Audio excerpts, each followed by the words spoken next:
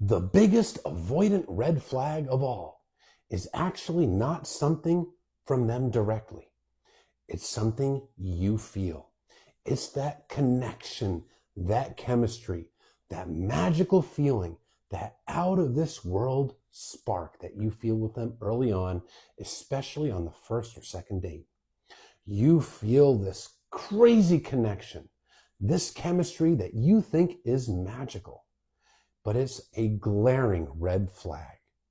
Let me explain why. If you're somebody that has anxious attachment or fearful avoidant attachment, your nervous system has been hardwired to lead you directly to the kind of person that you don't want. Someone emotionally unavailable. Somebody who is going to do the very things to you that you fear. Abandonment, betrayal, etc. And that's because of your past experience. Now, understand this. Emotions and feelings are two entirely different things, even though we use the words interchangeably. Emotions are your thoughts. Now, your feelings, on the other hand, are the bodily sensations that coincide with an emotional trigger. It could be a good trigger or a bad trigger, but there's bodily sensations. The feeling of anxiety, sweaty palms, rapid heartbeat, jitteriness. Guess what? It's the same feeling as healthy excitement. Well, your past experience has taught you that love needs to be earned, that you have to prove your worth, and that breadcrumbs and inconsistency is the norm. It's learned to recognize that. Your subconscious is a big library, a big database of every human interaction, and it recognizes things that you don't consciously recognize, and it remembers things that you don't consciously remember. So when you're on the date with this person, your subconscious is recognizing that this person is emotionally unavailable and emotionally unsafe. It's picking up on the little tiny inconsistencies. Now, you may not be consciously recognizing it, but it's picking up on stuff.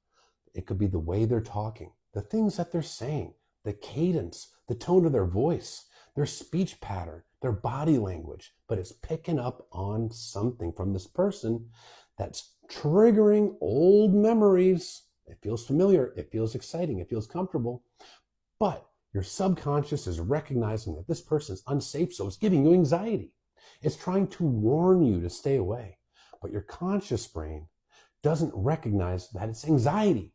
Your conscious brain thinks that this is chemistry. It's a connection. It's butterflies. It's a spark, that you have an attraction to this person.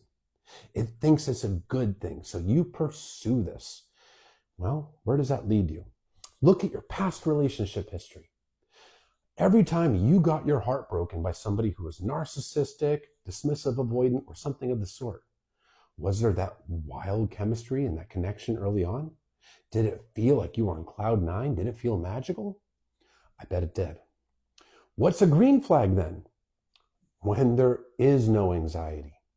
The problem is, if you've had that kind of past experience, childhood experiences where love was only given intermittently, or past relationship experiences with emotionally unavailable people, your nervous system has been trained.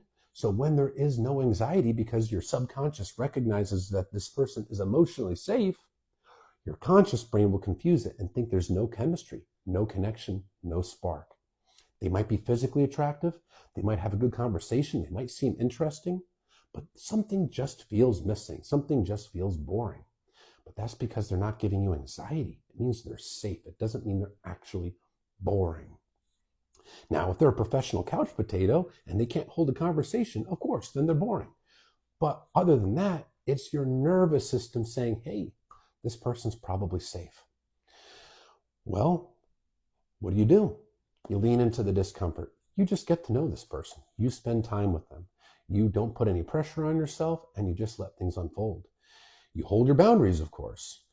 But if this is a truly emotionally safe person, a person that actually is the kind that you want, and you lean into that discomfort and you get to know them, a real chemistry, a real connection, real emotions build up, and it builds up into something far more deep and far more meaningful, far more exciting in a meaningful, healthy way than the dopamine roller coaster of intermittent reinforcement within an emotionally unavailable partner such as the dismissive avoidant.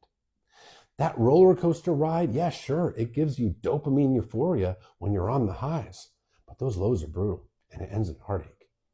When you actually get to know and get close to and bond with a partner that's emotionally available, they're pouring into you the way that you're pouring into them.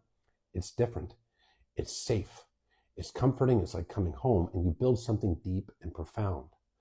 But in order to get there, you have to put aside this notion that you have to have this crazy spark and this magical euphoria right out of the gate. Because if you do, that's actually likely a red flag. And my advice to people is to walk away when they experience that. Do not go on another date. Just say, okay, I'm recognizing this. This is triggering my old wounds, so I'm not going to go down that path. And look for somebody that doesn't ignite that in you, because that's your subconscious giving them the green light. Pay attention. Your nervous system is flipped upside down, but as you begin to do something different, you are reprogramming your nervous system to find comfort in safety, comfort in love, comfort and security. And as you continue to do this and behave differently, you're also telling your nervous system, your subconscious brain, that you don't want that anxiety, that you don't want that chaos, you don't want intermittent reinforcement. And that appeal to that is going to diminish, and eventually it'll just turn into the ick.